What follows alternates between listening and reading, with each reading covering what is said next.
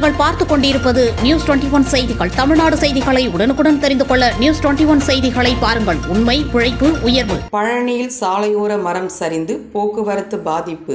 பழனி உடுமலை சாலையில் போக்குவரத்து மாற்றம் செய்யப்பட்டது. மரத்தை வெட்டியாகும் பணியில் தீயணைப்பு துறையினரை ஈடுபட்டனர். பழனியில் இருந்து உடுமலை செல்லும் சாலையில் களையம்புத்தூர் இந்த இடத்தில் சாலையோரத்தில் இருந்த மரம் முறிந்து விழுந்தது. பழமையான பெரிய மரம் விழுந்ததால் சாலை முழுவதுமாக அடைத்தது. வாகனங்கள் செல்ல முடியாத நிலை ஏற்பட்டது. இதனால் பழனியில் இருந்து உடுமலை செல்லக்கூடிய சாலையில் போக்குவரத்து பாதிக்கப்பட்டது.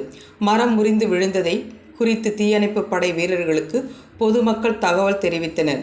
தகவல் அறிந்து வந்த தீயணைப்பு படை வீரர்கள் மரத்தை வெட்டி அகற்றும் பணியில் ஈடுபட்டனர். மேலும் சாலையில் நின்றிருந்த வாகனங்களை மாற்றுப்பாதையில் அனுப்பும் பணியில் போலீசார் ஈடுபட்டனர். மரம் முறிந்து விழுந்தபோது சாலையில் வாகனங்கள் செல்லாததால் பெரும் விபத்து தவிர்க்கப்பட்டது.